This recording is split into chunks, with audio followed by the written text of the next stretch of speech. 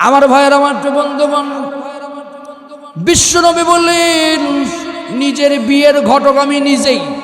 সুবহানাল্লাহ বলেন, আরো জোরে বলেন সুবহানাল্লাহ। নামাজ শেষ হয়ে গেল। নামাজ শেষ করার পর বিশ্বনবী দরজার গেলেন, নক করলেন, দরজায় গিয়ে সালাম দিলেন। কারো বাড়ির দরজাতে গিয়া শুধুমাত্র নক করলে হবে না, দরজায় গিয়ে সালাম দিতে হবে, সালাম দিতে হবে, এরপরে অনুমতি চাইতে হবে। আওয়াজ তুলে বলেন তো এটার হুকুম দিয়েছেন কে? কিন্তু বাংলাদেশে দেখবেন এমন লোক আছে ঘরের ভিতরে গিয়া কয় ভাবি আসসালামু আলাইকুম, ভাবি লাভ মাইরা উইটা অন্যা কোন দিকে দিবে, হাত এমন করে দিয়ে কয় ওয়ালাইকুম আসসালাম। কথা কন না কেন? জোরে কন, ঠিক কি না? বাহির থেকে সালাম দাও, ঘরের ভিতরে গিয়ে সালাম দিলে মানুষ রেডি হবে কেমন করে? বিশ্বনবী, আল্লাহর নবী বলে তুমি তোমার মায়ের ঘরেও প্রবেশ করবে না অনুমতি ছাড়া, কারণ তুমি তোমার মায়ের লজ্জাস্থান দেখতে পছন্দ করো না। আল্লাহর নবী বলেছেন কয়েকটা টাইমে মানুষের ঘরে ঢোকা নিষেধ, তার মধ্যে দুপুর বেলা, তার মধ্যে রাতের বেলা, এগুলো এই সময়গুলো অনুমতি ছাড়া, সব সময় অনুমতি ছাড়া ঢোকা নিষেধ। কিন্তু বিশেষ করে এই সময়গুলো কারো ঘরে যাওয়া ঠিক নয়, ঠিক নয়। আল্লাহ নবী ঘরের দরজায় নক করলেন, করে বললেন, ঘরের দরজায় নক করলেন, করে বললেন হে আমার, হে আমার এই বাড়ির মানুষ। অনুমতি নিলেন, অনুমতির বিধান আওয়াজ তুলে বলেন তো দিয়েছেন কে? আরো জোরে বলেন কে?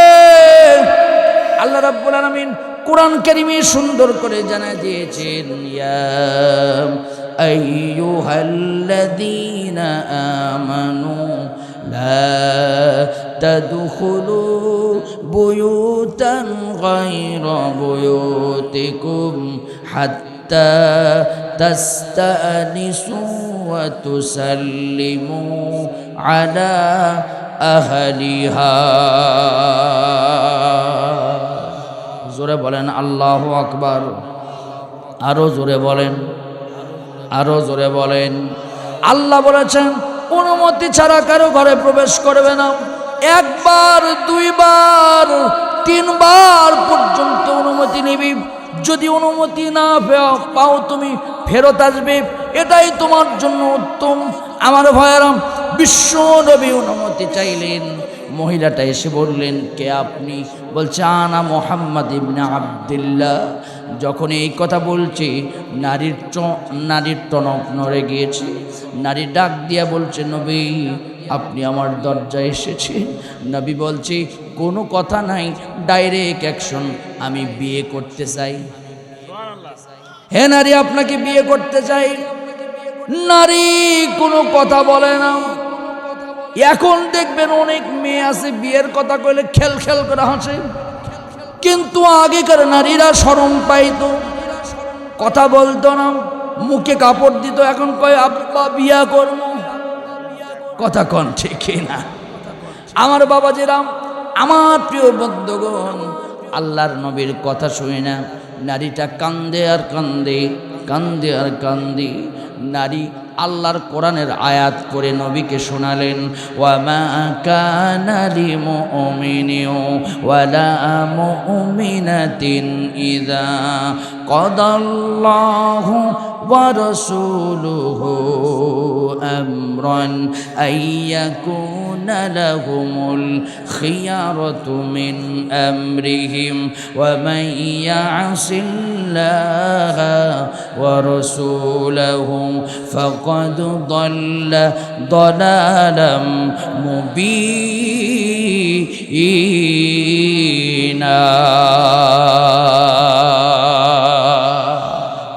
আল্লাহ এবং তার নবীর কোন বিধান যদি লঙ্ঘন করে সে মুমিন হতে পারবে না। সুবহানাল্লাহ বলেন। হে নবী, আপনি আমার দরজায় এসেছেন, বিয়ে করতে চেয়েছেন, আমি যদি লঙ্ঘন করি আমি ইমানদার হতে পারবো না গো নবী। তবে একটা কথা বলতে চাই গো নবী আপনাকে, কথাটা হলো না, কিন্তু যেহেতু আপনি নবী প্রস্তাব দিয়েছেন, ডিনাই করলে ঈমান থাকবে না। বিয়ে আপনাকে করতে চাই গো নবী, কিন্তু 3টা শর্তে বিয়ে করব। নবী বললেন 3টা নয়, যত শর্ত দেও না কেন নারী আমি তোমারই বিয়ে করব। তাহলে আওয়াজ তুলে বলেন তো, নারীটা দামি না কম দামি? জোরে বলেন, দামি না কম দামি? পাত্র দামি না কম দামি? এই পৃথিবীর সব স্বামীদের আদর্শ মুহাম্মদুর রাসূলুল্লাহ সাল্লাল্লাহু আলাইহি সাল্লাম এই পৃথিবীর সব স্বামীদেরকে যদি এক পাল্লায় দেওয়া হয়, আমার নবীকে যদি অন্য পাল্লায় দেওয়া হয়, সব স্বামীর চাইতে আমার নবী স্বামী হিসাবে ওজন বেশি হবে। মহিলাটাও দামি। নবী বলছেন কি শর্ত বলো? প্রথম নাম্বার শর্ত হলো, 1 নাম্বার শর্ত, এবার আমার কোরআন শরীফের ওই আয়াতটা মিলায় নেন। প্রথম নাম্বার শর্ত, নবী আমি আপনাকে বিয়ে করলে আমার জান্নাত হবে কি না? নবী বললেন হবে। নবী জান্নাত শুধু হলেই হবে না, আমি জান্নাতে আপনার সাথেই থাকবো। জোরে কর না কেন সুবহানাল্লাহ। জান্নাতে যাওয়া কিন্তু সহজ ব্যাপার নয়। ওই নারী নবীকে শর্ত দিচ্ছেন, নবী যদি আমি জান্নাতে যেতে পারি গো নবী, তাহলে আপনাকে বিয়ে করব। নবী বলছেন কবুল। তার মানে জান্নাত নারীর একদম কবুল, জান্নাত নারীর রেডি, জান্নাত নারীর জন্য জায়েজ, জান্নাত নারীর জন্য একদম কম্পালসারি। 2 নাম্বার, নবী জান্নাতে আমার আগের স্বামী আবু সালামার সাথে থাকবো না গো নবী, আপনার সাথে বিয়ে হবে, আমি আপনার সাথেই আপনার ঘরেই আপনার বেডেই জান্নাতের ভিতরে থাকতে চাই। আমার আয়াতটা মিলায় নেন, ওয়া আমিনু বিরাসূলিহি ইউতিকুম কিফলাইনি মির রাহমাতিহি। আল্লাহ রাব্বুল আলামিন বলেন, কেউ যদি নবীর উপরে ঈমান আনার মতো আনে, সাহাবীদের মতো ঈমান আনে, কেউ যদি নবীর আদর্শকে গ্রহণ করে, দুনিয়ার সব আদর্শগুলোকে লাথি মেরে ফেলে দিয়া কেউ যদি নবীর আদর্শ গ্রহণ করে, ইউতিকুম কিফলাইনি মির রাহমাতিহি। হুজুর বসে আসেন, তাসনিয়ার সিগা। আল্লাহ বলেন আমি ওই বান্দাকে ডবল ডবল রহমত দিব, দ্বিগুণ দ্বিগুণ করে রহমত দিব। এই নারীটা উম্মে সালামা এই দুনিয়াতে ঈমানের উপর টিকে ছিল, ঈমানের জন্য নির্যাতন সহ্য করেছে, স্বামী দুনিয়া ছেড়ে বিদায় নিয়েছে। ওই নারীকে নবী প্রস্তাব দিয়েছে বিয়ে করব। নারী বলছে জান্নাতে যেতে চাই, শুধু জান্নাতে যেতে চাই না, নবী আপনার সাথে জান্নাতে থাকতে চাই। জান্নাত একটা নিয়ামত, নবীর সাথে থাকা আর একটা নিয়ামত, ডবল ডবল নিয়ামত আল্লাহ পৃথিবীতে দান করেন। এরপরে আসেন, ওয়ায়াজআল লাকুম নূরান তামশুনা বিহি ওয়ায়াগফির লাকুম ওয়াল্লাহু গফুরুর রহিম।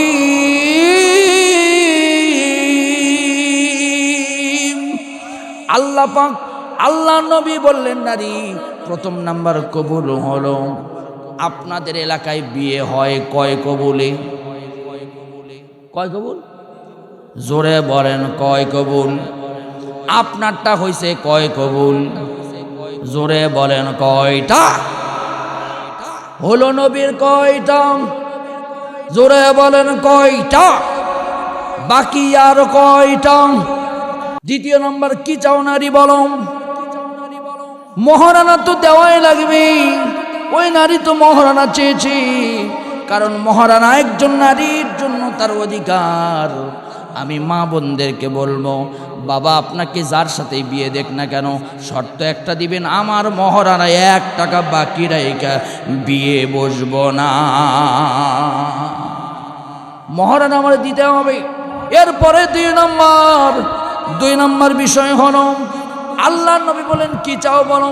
ইয়া রাসূলুল্লাহ, ইয়া হাবিবাল্লাহ, এই মদিনাতে আমি এসেছিলাম, আমার দুনিয়াতে কেউ নেই গো নবী, আমি দুইটা সন্তান নিয়ে মদিনায় এসেছি, আমার এই সন্তানের আগে কেউ নাই, পিছে কেউ নাই, অভিভাবক বলতে কেউ নাই, আপনি আমাকে বধূ বানায়া আপনার বাসর ঘরে যখন আপনি নিয়ে যাবেন, নবী গো আমার সন্তানগুলোর কথা মনে পড়বে, আমার সন্তানকে ফেলে আমি আপনার বধূ হয়ে গিয়ে আমি শান্তি পাবো না, মনের ভিতরে কষ্ট অনুভব করব।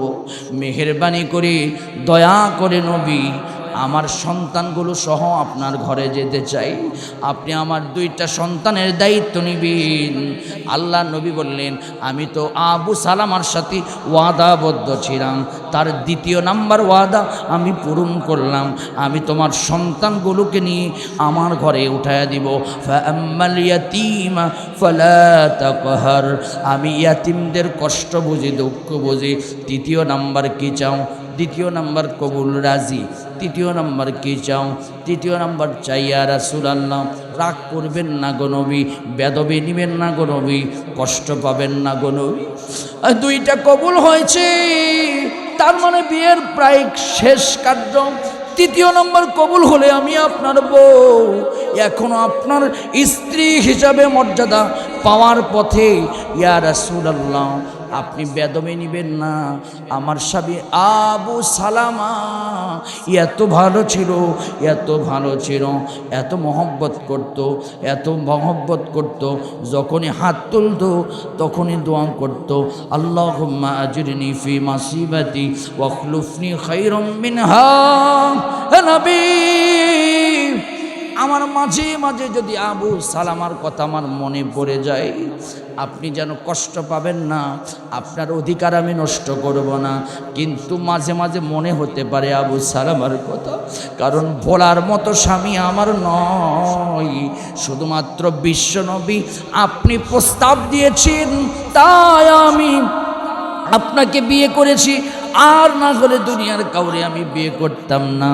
আমার আবু সালামার জন্য দোয়া করে করে আমি দুনিয়া থেকে বিদায় নিতাম, কিন্তু নবী যখনই আমার আবু সালামার কথা আমার মনে পড়বে, আমি একটু হাত তুলে দোয়া করব, এই আপনি যেন কষ্ট পাবেন না। নবী বললেন কবুল, কিন্তু শোনরে নারী, আমারও একজন নারীর কথা আমার বারবার মনে পড়ে যায়, তিনি আর কেউ নয়, আমি যখন বিছানায় ঘুমাই, আমি যখন ভালো খাই, আমার ইসলাম এখন যখন বিজয়ের পথে, আমার একজন নারীর কথা মনে পড়ে যায়, আমার জীবনের প্রথম সাথী গো, আমার কেউ ছিল না, খাদিজাতুল কুবরা রাদিয়াল্লাহু তাআলা আনহা। আমার যখন কেউ ছিল না, কোনো অভিভাবক ছিল না, টাকা ছিল না, পয়সা ছিল না, আমার খাদিজা অভিভাবকের ভূমিকা পালন করেছে, টাকা দিয়েছে, পয়সা দিয়েছে, আজকে ইসলাম কায়েম হয়ে গিয়েছে। মদিনায় আমি ইসলামের জন্য মদিনাতে সুন্দর প্রতিষ্ঠিত করতে পেরেছি, কিন্তু আমার খাদিজা নাই, সম্পদগুলো সব ব্যয় করে দিয়েছে আমার খাদিজা। ইসলামের জন্য আমার খাদিজা ওই হেরা পাহাড়ের উপরে উঠেছে, আমার সারা এক বেলা খাবারও খায় নাই, আমার খাদিজা আমার কাছ থেকে কিচ্ছু চায় নাই, শুধুমাত্র আমার পুরাতন জুব্বা দিয়া আমি আমার খাদিজার কবরস্থ করেছি, আর আমার খাদিজা নিজে হাতে কবরে নামায়া দিয়েছি, আমার খাদিজাকে আল্লাহ সালাম দিয়েছে, উম্মে সালামা রে, আমার খাদিজার কথা মনে পড়বে, তোমারও আবু সালামার কথা মনে পড়বে, কোনো টেনশন নাই, কোনো টেনশন নাই, আল্লাহ পাক তোমার দোয়াও কবুল করবে, আমি আমার খাদিজার জন্য দোয়া করব, কোনো টেনশন নাই। আল্লাহুম্মা আজরিনি ফি মাসিবাতি ওয়াখলুফনি খায়রাম মিনহা। তোমার স্বামীর দোয়া আল্লাহ পাক কবুল করেছেন, তোমার স্বামীর চাইতে উত্তম স্বামী, পৃথিবীর শ্রেষ্ঠ স্বামী আমি মুহাম্মাদের ঘরে তুমি স্ত্রী হয়ে যাবে।